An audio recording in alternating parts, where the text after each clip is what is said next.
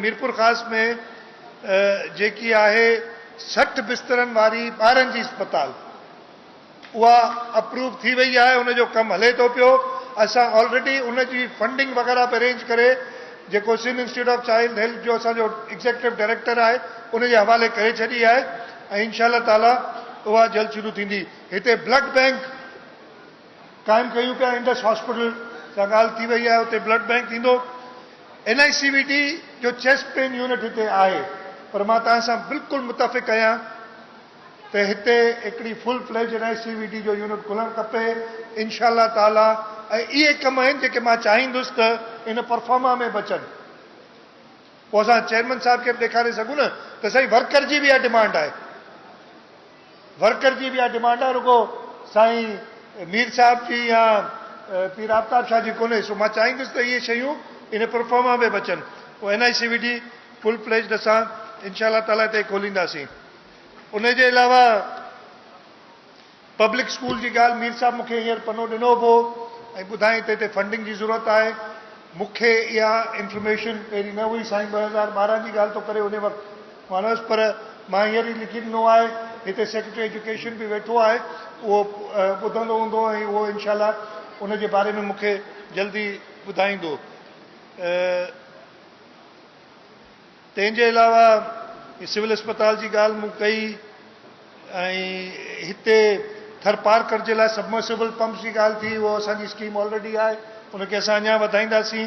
ऐं हिकिड़ी ॻाल्हि आहे मूंखां रहिजी वई, माफ़ु कजो, तव्हां चेयरमैन साहब खे पाण तकरीरुनि में ॿुधो हूंदो, असां कोशिशि कई आहे केतिरे हद ताईं कामयाबु थियो, पर मुंहिंजो ख़्यालु आहे सुठी तरह जेको हिकिड़े सियासतदान लाइ, हिकिड़ी सियासी जमात लाइ उनजो इम्तिहान हूंदो आहे इलेक्शन। इलेक्शन में जॾहिं वेंदा आहियूं, अगरि माण्हू वोट कंदा आहिनि त पोइ सम्झ में ईंदी आहे त कुझु न कुझु माण्हुनि जो कमु करे सघिया आहियूं। सो असां हिन मीरपुर ख़ास ज़िलो, शहीद बेनज़ीराबाद ज़िलो, उमरकोट ज़िलो, जेके तव्हांजे अजॉइनिंग गॾु थियल ज़िला आहिनि सभई, सांगड़, इन में हिकिड़ी ॻाल्हि असां चई था सघूं त असांजा जेके रोड आहिनि, जेकी उन्हनि जी हालति हुई पोइ 5-6 सालनि में या 8 सालनि में उन्हनि रोडनि खे सफ़ा असां बदिलाए छॾियो आहे।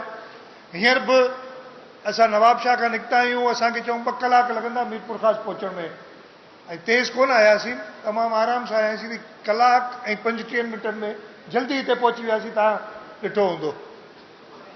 छो इहो इन करे जो इहे रोड वग़ैरह रस्ता ठहिया आहिनि। पर हाणे चेयरमैन साहब चयो त जेके ईंदड़ 5 साल आहिनि उन में मां चाहियां थो त तव्हां पब्लिक हेल्थ जी, वाटर सप्लाई जी स्कीमूं आणियो। ऐं मां इहो चेयरमैन साहब चयो त इहो क्लेम करण थो चाहियां त जीअं 5 साल पंहिंजा पूरा थींदा हुकूमत जा, त सिंध जो हर माण्हू उनखे असां साफ़ पीअण जो पाणी मुयसरु कंदासीं। सो मां इहो ज़रूरु चवंदोसांव त जेके स्कीमूं ठाहियो उन में वधि फोकस या वधि में वधि जेकी स्कीमूं आहिनि उहे वाटर सप्लाई जी ॾिजो। हिकिड़ी ॻाल्हि थी, उते वेठा आहिनि, मूंखे हिते ॿुधायो वियो IBA मूंखे का एतिजाज जो, त एतिजाज था कनि, वेही रहो पुट, वेही रहो, एतिजाज था कनि।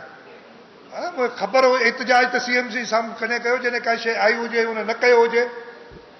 मूंखे हींअर ॿुधायो त हीउ फेडरल फंडेड को प्रोजेक्ट आहे जेको बंदि थी वियो आहे, मतलब सूबे जो कोन्हे, पर ज़िम्मेदारी असांजी आहे। इंशाअल्लाह ताला बंदि थियण न ॾींदासीं। हीअं डिप्टी कमिश्नर ऐं डिविजनल कमिश्नर खे चयल आहे त इहो असांखे केस मोकिले, जेके पैसनि जी ज़रूरत हूंदी। तालीम ते को समझोतो कोन्हे, तालीम तमामु ज़रूरी आहे। असां पंहिंजा बचड़ा, पंहिंजी नई जनरेशन पढ़ाए सघंदासीं त असांजो मुस्तक़बिल हूंदो। सो तॾहिं असां पंहिंजे मुस्तक़बिल खे संभाले सघंदासीं।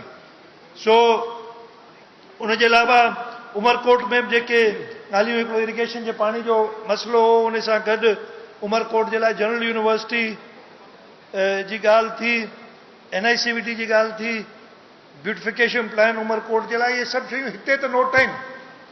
पर मूंखे अगरि इहे स्कीमूं अप्रूव करे ऐं हुकूमत सिंध खे पंहिंजी बजट बुक में आणियूं आहिनि त बिलावल साहब मूंखां ही पनो घुरंदो। वरी बि इहा ज़िमेदारी तव्हांजी आहे त हिन पने ते इहे स्कीमूं लिखी मोकिलियो। मूं चयो न, ही त रुॻो हिकिड़ो तव्हांखे आगाही ॾियणु आहे। इहे स्कीमूं लिखी मोकिलियो, इनशा ताला जीअं मूं चयो त वरी बि हिन दफ़े बि मीरपुर ख़ासि डिवीज़न जे वर्करनि पार्टी जे उमेदवारनि खे कामयाबु करायो। असां तव्हांखे सुरखुरू कंदासीं, छाकाणि जो वरी बि तव्हां वेंदो ऐं वरी पार्टी जे उमेदवारनि खे कामयाबु कराए असांखे बिलावल भुट्टो ज़रदारी साहिब खे वज़ीर आज़म करणो आहे। अच्छा, 1 खां 4 ताईं नौकिरी वई, मां ॻाल्हि कई वीरसन तव्हांखे ॿुधाए छॾियां। नौकिरी में थियो छा जो असां पंहिंजो होमवर्क हिकिड़ो कयो, नौकिरियूं ॾियणियूं हुयूं, मेरिट ते ॾियणियूं हुयूं। तव्हांखे ख़बर आहे असां 1 to 4 जे लाइ एडवर्टाइज़ कयोसीं। वरी फर्स्ट फेज़ थियो आहे इलेक्शन जो।